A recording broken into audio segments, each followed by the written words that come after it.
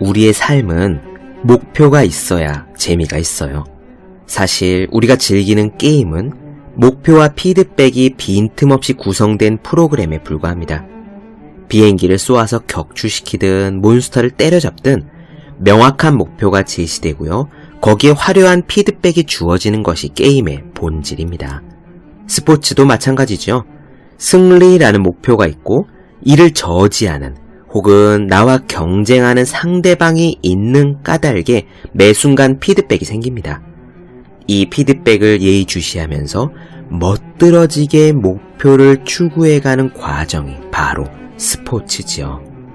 만약에 관역이 없고 골대가 없으며 슛을 넣어도 스코어가 올라가지 않는다면, 그래서 우리가 이기는지 지는지 알 수가 없다면 재미가 있을 턱이 없습니다. 재미는 목표에서 나오는 거예요. 공부도 마찬가지입니다.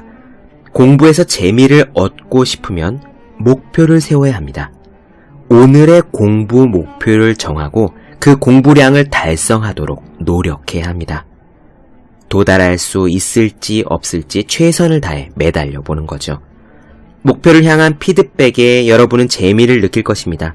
그리고 일단 공부에 재미를 붙인 사람은 공부에 대한 걱정 따위는 접어도 좋습니다.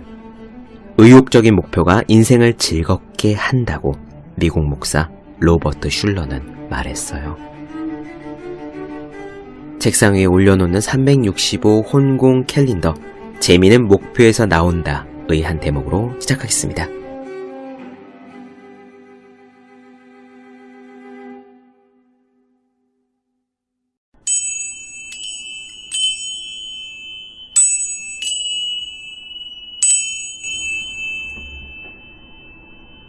네, 안녕하세요. 본격 공부자극 팟캐스트 서울대는 어떻게 공부하는가, 한지우입니다. 우리는 엔젤라 더크워스의 그릿을 살펴보고 있습니다. 오늘은 두 번째 시간으로요, 그릿이 무엇인가에 대한 이야기를 가보겠습니다. 엔젤라 더크워스는 웨스트포인트, 그러니까 미국의 육군사관학교 이야기로 문을 열어요. 우리나라 육사도 마찬가지지만 미국 육사도 들어가기가 힘듭니다. 굉장히 똑똑한 사람들만 통과할 수 있는 좁은 문이죠. 그냥 학교 공부 성적뿐만 아니라 체력이나 리더십, 가치관 등도 뚜렷해야 하므로 어쩌면은 일반 명문대보다 더 힘든 곳이라고 할 수도 있겠습니다. 그 웨스트포인트에 입학한 학생들에게 처음 입학했을 때 비스트 코스라는 훈련 기간이 주어진대요. 들어가자마자 겪는, 우리로 치면 군대 갈 때 논산 훈련소 같은 겁니다. 가장 똑똑한 학생들이 경쟁률을 뚫고 들어간 곳이 바로 웨스트포인트이고요. 그 웨스트포인트를 마치면 어느 정도 성공이 보장되는데, 문제는 그렇게 어렵게 들어간 웨스트포인트의 시작 부분, 훈련 코스에서 그만두는 사람들이 많다는 거였습니다. 학교 입장에서는 다소 억울할 노릇이죠. 왜냐면은 중도 탈락하지 않을 사람들을 처음부터 뽑고 싶으니까요. 바로 그 문제를 해결하는 과정에서 엔젤라 더크워스가 그릿에 주목합니다. 이 책에서 말하는 그릿은 여러 가지 의미를 가진 단어예요. 네이버에서 그릿, GRIT라고 치면은 모래, 아주 작은 돌이란 뜻도 있고요. 또 끈기나 투지라는 뜻도 나옵니다. 그 두 가지는 이렇게 연결되나 봐요. 어금니로 모래를 꽉 깨물고 있는 느낌의 끈기와 투지인 거죠. 이 그릿 책에서도 엔젤라 더크워스는 그릿을 갖다가 노력, 열정, 끈기, 인내, 투지 같은 의미들로 씁니다. 대략적으로는 끈기 내지 노력이라고 생각하시면 되겠어요. 다만 여기서 말하는 끈기와 노력의 핵심은 지속성입니다. 시간이 필요해요. 금방 확 타오르고 끝나는 것은 그릿이 아닙니다. 반드시 오래 매달릴 수 있어야 하죠. 어떻습니까? 여러분들 한번 생각해 보시겠어요? 만약 여러분들께서는 엄청난 끈기와 엄청난 재능 중에서, 천재적인 재능 중에서 한 가지를 가질 수 있다면 무엇을 가지시겠습니까? 솔직하게 한번 생각해 보세요. 여러분이 지금 하고 있는 그 분야, 그 일, 그 공부에서 성공하기 위해 여러분들은 무엇을 더 얻고 싶으십니까? 영화나 소설에는 그런 것이 많이 나와요. 타고난 재능을 가진 천재가 좋은 스승을 만나서 자기의 잠재력을 깨닫고 재능의 빛을 발하는 겁니다. 모든 영웅 신화에도 비슷한 구조가 숨어 있잖아요. 원래는 왕의 아들이었는데, 원래는 신에 숨겨놓은 자식이었는데, 비천한 삶을 살다가 자신의 본래 모습을 깨닫고 영웅으로 거듭나는 것. 그런 이야기 구조가 재능에 대한 사람들의 오랜 갈망을 담은 것이라고 생각합니다. 여러분들은 어떠실지 모르겠네요. 저도 옛날에는 재능이 갖고 싶었는데요. 어느새부턴가 완전히 바뀌었습니다. 아마 실력 향상에 가장 중요한 것은 끈기와 노력이라는 사실을 반복적인 수차례의 경험으로 직접 깨달았기 때문일 겁니다.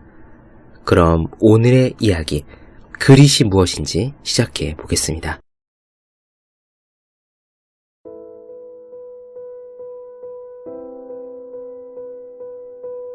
웨스트포인트의 입학 전형은 미국의 주요 대학들만큼 엄격하다.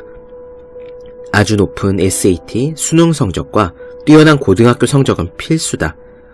미국의 하원 의원이나 상원 의원 또는 미국 부통령의 추천서까지 받아야 한다. 게다가 달리기와 팔굽혀펴기, 윗몸 일으키기, 턱걸이를 포함한 체력 평가에서도 최고점을 받아야 한다.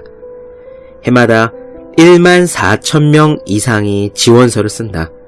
그 중에서 필수 서류인 국회의원 또는 부통령의 추천서를 받는 데 성공한 4,000명 정도가 추려진다. 그리고 다시 절반이 약간 넘는 2,500명이 웨스트포인트의 엄격한 학업과 체력 기준을 통과하고 그렇게 선발된 집단에서 불과 1,200명만이 입학 허가를 받아 등록한다.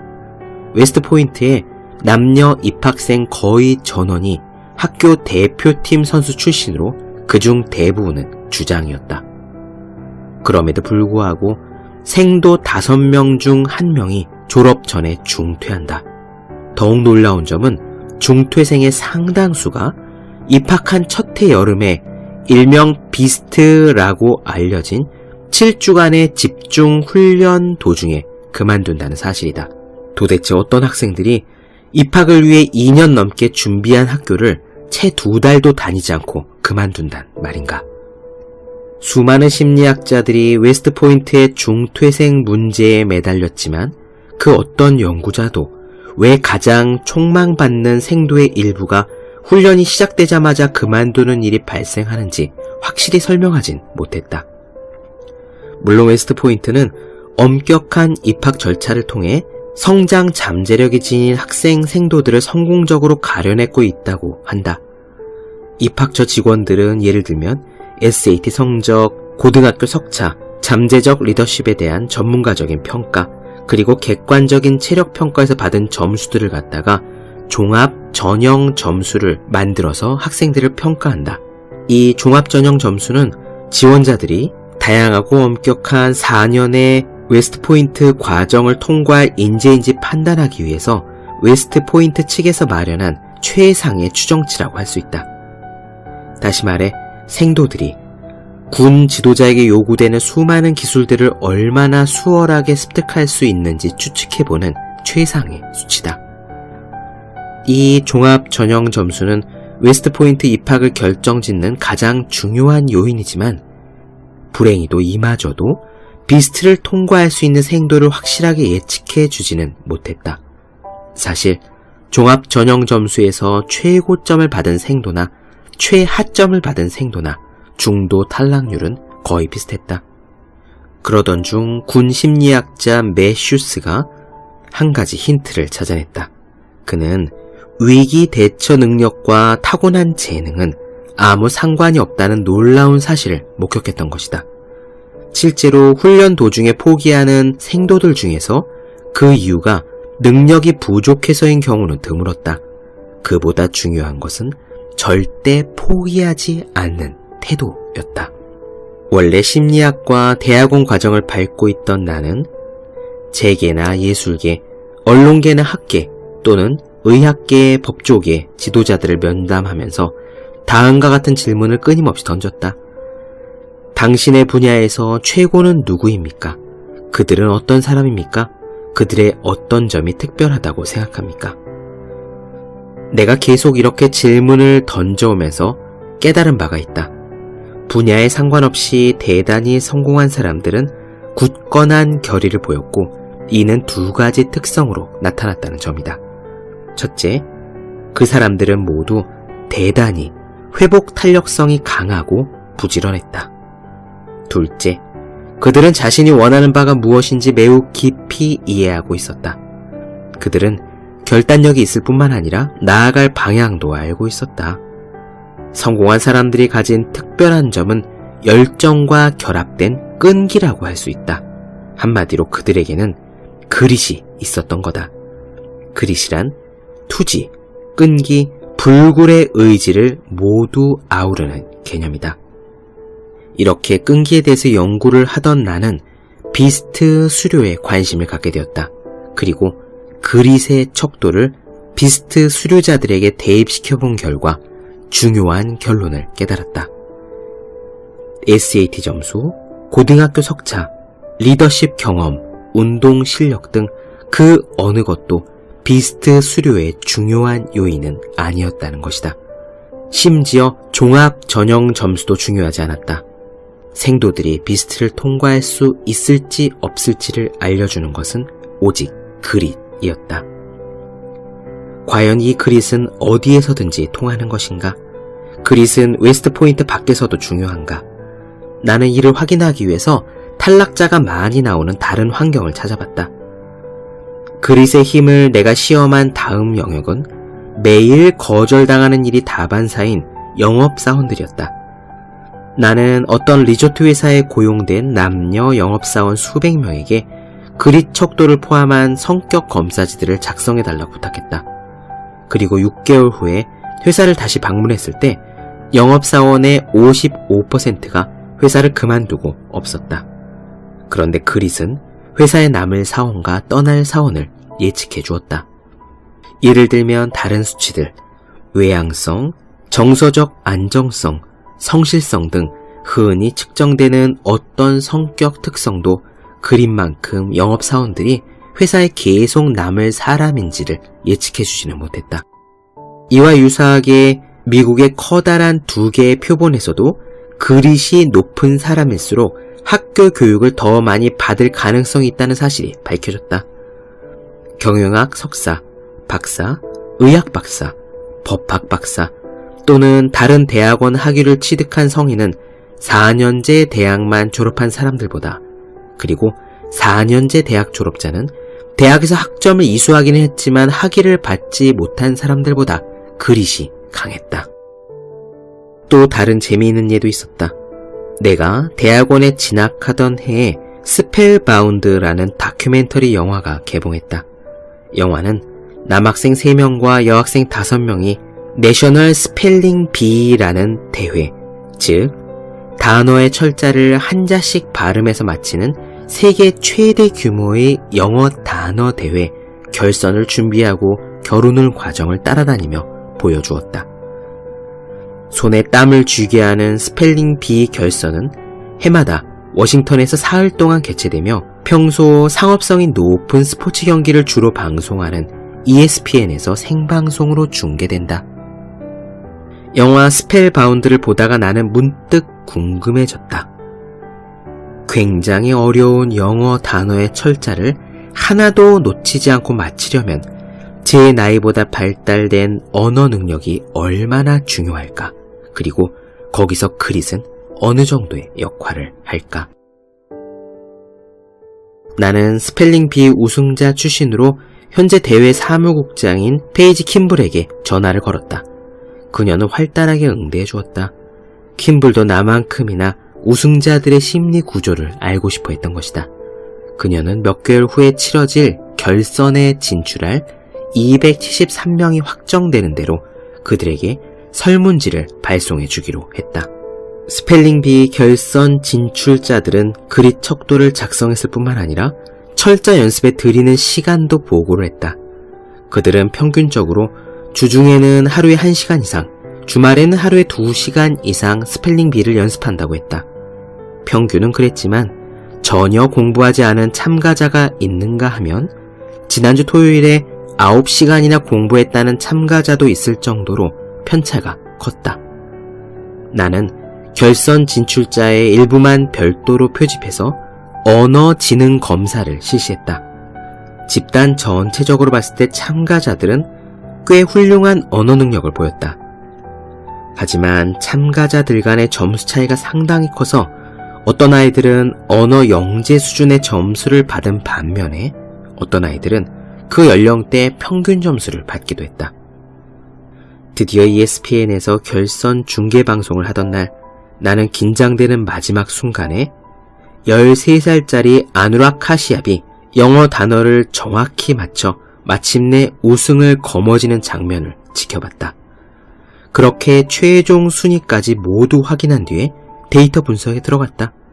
그 결과 결선이 치러지기 몇 달 전에 측정한 그릿 점수가 참가자들의 최종 성적을 예측해주는 변수였다는 사실을 파악했다. 간단히 말해서 그릿이 높은 아이들이 더 높은 라운드까지 진출했던 것이다. 도대체 어떻게 된 일일까? 그릿이 높은 아이들은 더 많은 시간을 공부했고 더 많은 스펠링 비 대회에 출전했다. 그렇다면 재능은 어땠을까? 물론 언어 지능 역시 어느 라운드까지 진출할지 조금은 예측해줬다. 하지만 언어 지능과 그릿 사이에는 아무런 관계가 없었다. 또한 언어에 재능이 있는 참가자들이 재능이 덜한 참가자들보다 더 오랜 시간 공부하지도 않았으며 스펠링 비 대회 출전 경력이 더 많지도 않았다. 요컨대 재능은 그릿과는 다른 것이며 그릿이 더 높을수록 더 많이 공부를 했고 더 많이 공부를 한 사람이 더 높은 라운드에 진출했다는 점이 밝혀진 것이다. 그것은 한마디로 요약하자면 이런 얘기다. 우리가 잠재력을 갖고 있는 것과 그 잠재력이 발휘되는 것은 별개다.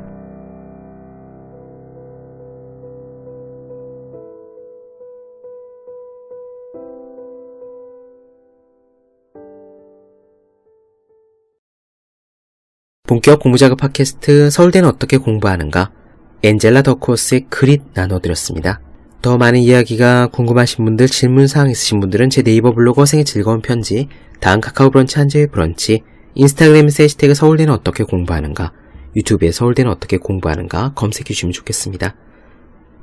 또 지금 학생, 수험생, 취준생, 직장인 등 혼자서 공부하고 계시는 분들을 위해 마련한 책상 위에 놓기만 해도 공부하고 싶어지는 1일 1 공부자극 캘린더 365 혼공 캘린더를 선물해 주시면 좋겠습니다. 오늘 여기까지 할게요. 전 다음 시간에 뵙겠습니다. 여러분 모두 열심히 공부하십시오. 저도 열심히 하겠습니다.